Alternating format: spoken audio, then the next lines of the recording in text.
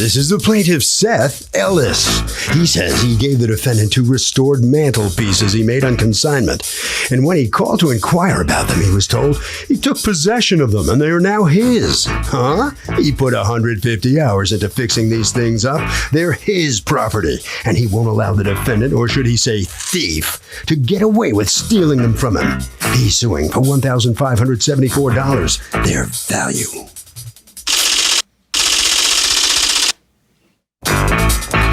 This is the defendant, Andrew Himmel. He says the plaintiff left his items at his store and had only one thing to do, and that was to watch the clock for 6 months. He clearly states if the items aren't sold or picked up after 6 months, the property becomes his to do with as he pleases. The plaintiff is a lowlife who threatened him. He has righteousness and truth on his side and expects to be fully exonerated here and now. He's accused of Mickey mantling around. The defendant has filed a countersuit for $7,000 for slander. All parties, please raise your right hands. Be seated and come to order, please. Litigants have been sworn, Your Honor. Thank you, Douglas. Okay, Seth Ellis, you are suing Antique Roadhouse, represented here by the owner, Andrew Himmel, for $1,574 that you say you are out for 2 mantelpieces that, according to you, he sold and you haven't seen any money from. And you are counterclaiming against him $7,000 for slander. Please tell me what's going on. All right. On or about 11/15/09. Before that, I ran my own private ads on Craigslist, and I was contacted by the defendant expressing interest in having my mantelpieces in his store on consignment. Tell me about the mantelpieces. One was a walnut piece, stripped the paint, and put it back together by hand. The other one was a poplar Victorian era, probably a kit. Same process with that. Okay, and So do you have pictures of it? labor. I do. May I see it? So you couldn't sell it on Craigslist, so when he offered to put it in the consignment store, you said yes. Yeah, we exchanged a couple emails back and forth, and finally. And what was the deal at the consignment store? I have a copy of the contract. It says 60-40. Who gets 60, who gets 40? My understanding was that I was 60 and he was 40. And your understanding is who gets 60 and who gets 40? That was correct. He gets 60. Somebody might want to put that on the contract. It just says 60-40. It doesn't say who gets what. But all right, so then that was the deal. And what ended up happening? They sat there for quite some time. I lost track of time. At the time before I signed the contract, I reviewed it before I signed it, and I did notice that on line 5, it talks about a 6-month period that it then reverts to the property then becomes his. I questioned him about that. I was assured, don't worry about that, we'll work it out. Really? Absolutely. So you're going to tell me that you have a written contract where you agree to one thing, and that he told you don't worry about that, but nobody crossed it out? That we would work it out before we had a problem. Okay, what guarantee do you, watch this. Did you tell him, don't worry about that, we'll work it out? No, Your Honor. Okay, In fact, so right that's the here. reason why when you have a written contract, and there's only 5 little points on the contract, if Oh, you I have a understand. problem with one of the do. points, you need to take a pen, cross it out, and have everybody's initials on it. Absolutely. That's the deal. But it makes it very hard for you to come into court because you're a big boy with Yeah, I connected am. brain cells. And if you sign something that has, it's 1-page contract. And what does it say? It says what most consignment contracts say, right? Let's be clear. What is consignment? Explain your business. In the case of Mr. Ellis, he brought it to me. It was a 60-40 split. If I sell it, send them the money. And that's it. It's 7 simple lines. I wrote this And you're- contract go ahead. mostly for, I deal with a lot of senior citizens. I wanted them to be able to understand this clearly and easily.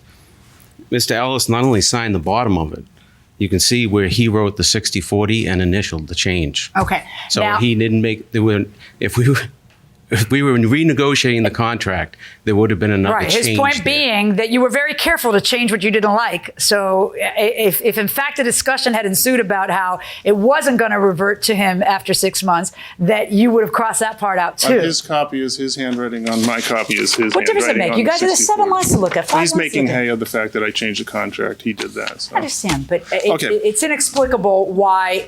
Except if you it revert. makes it very hard for me to believe that in this simple contract, he said, don't worry your pretty little head.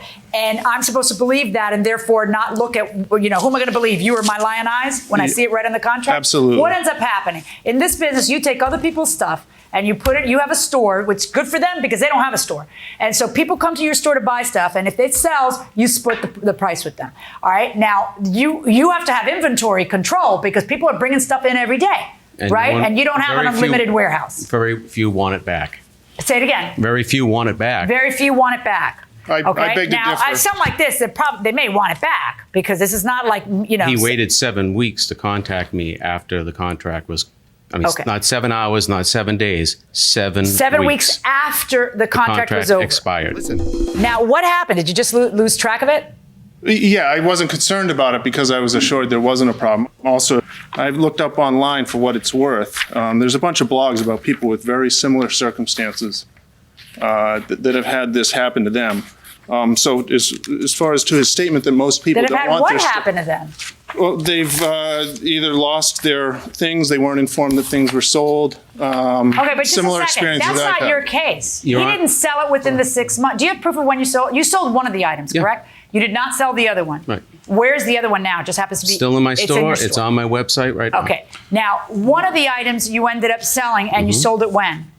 28 days after the. Okay. And how are you going to prove that to me? Well, I have the sales book here. Okay. I have the canceled checks. Okay, that'll prove it. Now, did you ever, I see some very respectful emails where he says, with all due respect, can I please see proof of when you sold that one? Did you ever respond to that? No, Your Honor, I didn't. Why not? Because by that time, Mr. Ellis, our first conversation on the phone ended with him threatening me. How did he threaten you? The words were, I know people, okay? Finish the sentence. Just a second. And I'm an adult, I know what a threat is, all right? Wait, that's what he said or that's No, what you're I saying? do. What did he say? I am know- a judge, I'll decide what a threat is. I know people. I know people? Okay, Why yeah. couldn't that just mean that he was going to trash you to all the people he knew? It was. Why did that have to mean that he was going to it was in dismantle a you? tone- I don't understand. Why does that mean he's going to beat Your you Honor, up? it was in a tone, but that wasn't at the end of it, ma'am. He also drove past Is my the reason house why you didn't show him proof of with- when you sold it with his because he halogen had lights stop on my- talking. If the reason why you didn't send him proof of when the sale occurred because you had already realized that he was trashing you on a website? Well, that was that. I was going to get to that Is point. that a yes or a no to Yes, my ma'am. question? All right. Now, where did he post and what did he post? Well, he posted several things on Craigslist about me the following night, calling me a thief, warning people not to do business with me. Okay, show me the emails. Is this the one that starts, the Careful. posts, careful doing business? Yep. Okay, I've got it. Careful doing business with the Antiques Roadhouse. I put 2 mantelpieces I restored on consignment, and per our contract, he claimed them as his after 6 months without being able to sell them. The owner, okay, that's exactly what happened, right? Mm-hmm. Okay. The owner comes across as an honest guy who will work with you, but apparently he makes his living taking others' work. I even offered to pay him for his time and floor space or a better percentage. The pieces are conservatively worth $1,200 plus. If this is the type of person you want to do business with, you have been warned. Okay, what about that was false or misleading or any other such nonsense? That's exactly what both of you say happened. The only difference is that he tries to say that you gave him a wink, wink, don't worry, I won't hold you to number 5. Well, he's but also he doesn't even advocating- write that here. He's also advocating. But you notice that, right? He's warning people, Wait, advocating not yes, to. that's his opinion. He doesn't like you. But he didn't say anything that's false. What he said was, as per, he actually, it's better for you than what he's saying here. He doesn't even take a stab here at he told me verbally that he wouldn't hold me to number 5. He doesn't even say that. That's yet an additional reason how I know that that's completely manufactured for court. But he doesn't even say that here. All he says is, as per our contract, he claimed them, and I think that's wrong. He took my word. Okay, so what about that? Is that a threat too? I mean, what about that? So bad? I take it as a threat when he warns people don't do business. Okay, with you've got to me. get a thicker skin. All right. What else But does he do? the second posting that evening by him was That one I do need. all right. It was the top of it was the heading of it was directly copied from all my ads. So it looked like it was an ad that I had posted. And then inside, Did you type this up or did you print this out? 'Cause this was printed out. Okay, anyway, I took it and did you put it write on this? Word. I think this guy has been proven to be a thief. Let's bounce him. Absolutely not. You did it? It's not me at all. Oh, so the same night, 3 hours, 4 hours later. Well, is it the same I absolutely URL or did is it a different one or is it I don't understand. Well, all posting IDs are different on there. Okay. Oh, so nobody But has to even say who they are? No, They it's, just it's post. anonymous, yeah. It's It's anonymous? 3 hours first one's later. definitely me. 3 hours later. The first one is you, but the 3 second one hours is later, not? he attacks me and, How are you calls going me to a prove that's thief. him? I think it's incredibly obvious that on the same night that I'm attacked, What does bouncing mean? that does means bounce me? bounce me, like try to ruin my business. And this is what he's trying to do. That's what it means. That to me sounds more like a threat than any of the other stuff you talked about. And welcome back to the People's Court. Harvey Levin here. Would you ever make a contract where you have something written down and then the other person says, oh, you won't have to worry about this particular part? What do you think? No, I would have to tell them that we have to revise it into the contract. You have to revise it in writing. Yeah. Would you ever do it orally? Would you trust the other person enough? Definitely not. Got to get that in paper. You just don't trust anybody. Take it to the bank. Is that the thing, that you're cynical enough that you would never trust anybody ever? Not that you will never trust anybody ever, but I think you need to have a little bit more proof than just, well, he said so. There's an oral agreement. You need more proof than that. Translation, never trust anybody ever.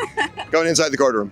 Listen up, very clearly. can On I- your no, we're done. On your Well, in the counterclaim, police no, we're report- done. We're done, dude. You are Hamill- so dead. You're dead. First of all, let me explain something to you. Mm-hmm. At the first moment when you perjured yourself, I stopped wanting to listen to you because that's what happens with a judge when they find somebody is perjuring themselves, and that's really what's happening here. You have no case. You have, as he so eloquently put in his answer to your complaint, one job when you consign something, and that is to watch the clock. That's it. You're a big boy. Put your big boy pants on. If you mess up and the 6 months roll and you didn't pay attention, and in fact 7 weeks after the 6 months roll, that is on you. You have no business asking to be released from what you agreed to just because you botched it and didn't watch the clock.